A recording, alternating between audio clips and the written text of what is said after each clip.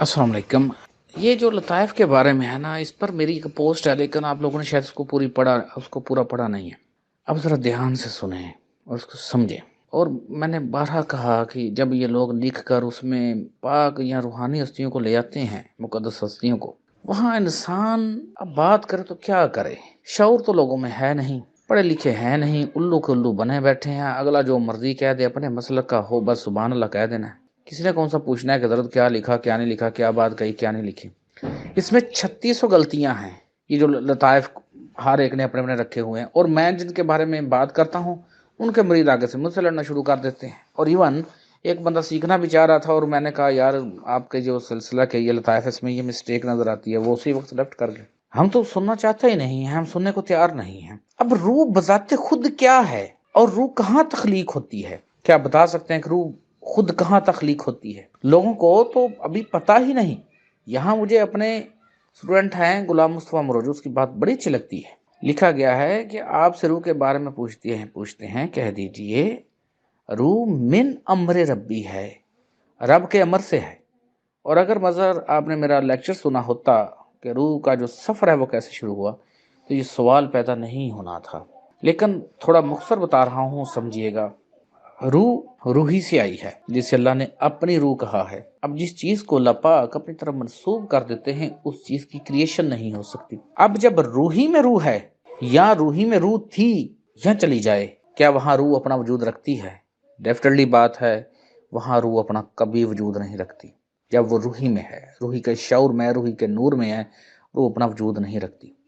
अब जब रूही की जो ताकत है उससे रूह जब अलग हो, तभी वो रूह बनेगी। अब जब रूही से रूह अलग हो तो डेफिनेटली बात है कुछ ना कुछ उसको लूज करना पड़ेगा, एक अच्छी चीज से उससे कम होना पड़ेगा। इसकी मिसाल समझिए, अगर वो वहां 1000 वोल्ट में है, तो जब वो अपना अलग वजूद रखते हैं तो उसे 900 वोल्ट में आना पड़ेगा।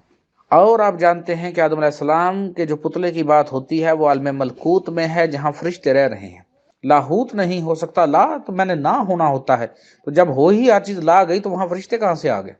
तो आलम मलकूत में जहां इंसानी वजूद मट्टी में है, वजूद अपना आप नहीं समझ रहा कि मैं क्या हूं, उसे पता ही नहीं अपना आप का।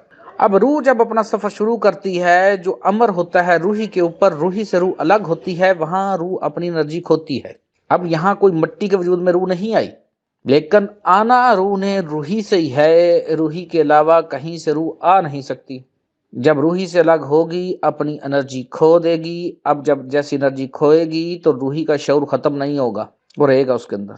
रूहानी आंख ये देखती है कि जैसे ही रूह रूही से अलग होती है, उसके ऊपर एक परत अलग बन जाती है, जिसे लतीफ़ा रूही कहते हैं। वो है लतीफ़ा रूही। एक एनर्जी बॉडी एक्स्ट्रा क्रिएट हो जाती है, जो रूही के शऊर को, रूही के नूर को छुपा लेती है। उसका कलर हमें पिंक नजर आता है। जब रूह अब नीचे की तरफ सफर शुरू कर रही है नजूल में, अब जब हाहूत के मुकाम से क्रॉस करती है, वहां वो अर्श को देखती है। वहां उसकी नजर बनी रूह की एक और परत ऊपर आ गई रूही के ऊपर, और वहां रूह की एनर्जी आप समझ लीजिए कि 800 वोल्ट के लगभग हो गई। उससे रूह जब नीचे हरकत करती है, लाहूत पर आती है, वहां किताब मुबीन को देखती है। क्योंकि मैंने बारहा कहा है कि इंसान से पहले तमाम क्रिएशन हो चुकी थी, इंसान से पहले तमाम क्रिएशन अपना काम कर रही थी, तो उनका डेफिनेटली डेटा कहीं मौजूद था जहां से वो तख्लीक हुए थे। यहाँ लाहूत का मतलब इसलिए है आपकी कायनात का 0 पॉइंट। यहाँ रूह अपने उस शऊर को समझती है कि जहां कुछ नहीं था, लेकिन किताब मुबीन वर्क कर रही है। कोई भी फरिश्ता या कोई और मखलूक इंसान के अलावा, वहां इंसान बेसिकली खुद इंसान भी नहीं रहेगा, कोई नहीं जा सकता। अब वहां पर रूह ने अपना एक और शऊर खो दिया, रूह के ऊपर एक और परत आ गई, रूह की एनर्जी और कम हो गई। अब यहाँ आपका लतीफ़ा सांच है, जो कुन की पावर समझता है कि कुन की माहियत और कफियत क्या है। अब रूह अपनी 3 परतें खो चुकी है।